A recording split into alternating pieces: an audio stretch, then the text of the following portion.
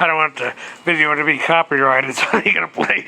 But I have a theory as to why they use such a screeching noise like that in the theme music of the show Prophet. Well, the guy is supposed to be psychotic, so maybe it's a nod to Norman Bates in that Psycho movie. Oh, I just finished watching the episode called Healing.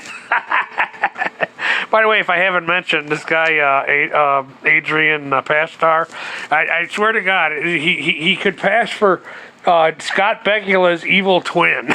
Even his mannerism is similar. But I got to clear up one thing. I missed when I rewatched the episode Stikes. I misinterpreted one thing that I stated in the prior video about the Russian mob boss situation. Jim is paying the mob boss's friends monthly.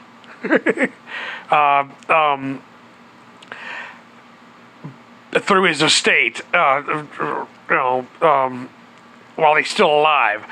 But if something should happen to Jim, Prophet, that's why they still want him to looking forward to the big guy, the big Russian mob boss, to off Jim, because if they off the big guy, that's when they get the huge bonus from Jim Prophet's estate. And I'm thinking, okay, Jim should perish in a, quote, accident.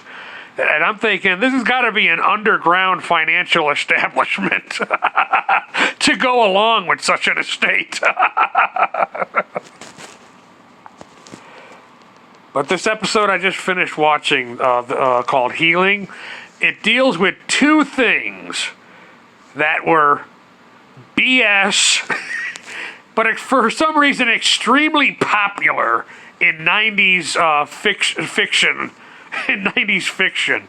And those two things are lie detector tests and hypnosis. Two BS things that were very popular in fiction in the 90s. They also have it in that movie Fire in the Sky. With the aliens and stuff. So, yeah, hypnosis and lie detector tests. Very popular in 90s fiction, but not lawful or credible in real life. It's just another example of the powers that be wanting control. Even if that control is is based on the illusion of control. Oh, we know if you're lying, because we have this thing called a lie detector test. It's even in the RoboCop TV show I used to like to watch when I was a kid. There's one point, I think it's the first episode after the pilot, where this evangelist's wife is just insults the female officer. And then she says, "No hard feelings, dear." And RoboCop uses his lie detector test, built-in lie detector test, to see that her tone is not sincere. But this episode, The Healing, is just full of surprises. There's an audit. And I'm thinking, I guess if a company is big enough, it makes sense that they would have like surprise audits for the employees. It would depend on the nature, the size of the business, the nature of the business, audited over what the employees are doing with company time, money, etc., etc. Because Prophet sets it up where the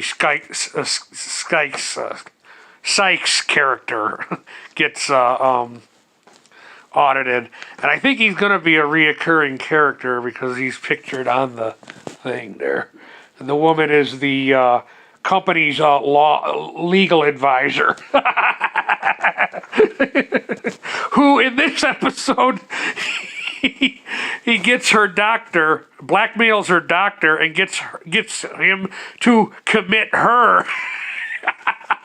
And at one point, oh God, this is why this guy's my hero. The doctor is like, I've been a psychiatrist for years. I've studied people, and maybe I'm not perfect, or maybe I'm one of those people that's just uncurable.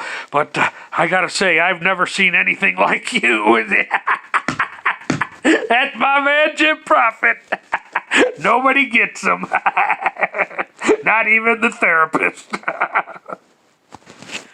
And when I mentioned in I think the first time I ever talked about this show in the pilot episode, the vulnerable married woman who's married to a kind of a pathetic drinker guy who he gets to fall in love with her. For the record, he hasn't gone through with an affair with her, but she puts herself in his office and drops her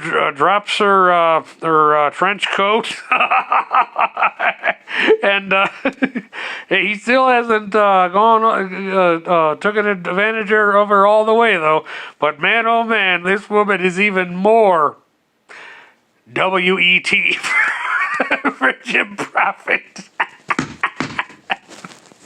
He didn't have to go through with the affair. He got what he wanted, just making her fall in love with him. And boy, oh boy, did he do that. This man is my hero. The episode ends with a little narration. The whole series is full of narrations from the main character, Jim Prophet. But he talks about how, nobody's life is perfect and life is hard and we all have people we just have to tolerate. And oddly enough, enter his stepmother. That's one of the people he has to tolerate now. And then he crawls into his box. But at the end of the day, we all have to, just sleep alone and find comfort in those two words. Good night. Speaking of which, I gotta go to bed. Another fun-filled work day for me tomorrow. Mike Bearlack, thank you for your time. I love this show.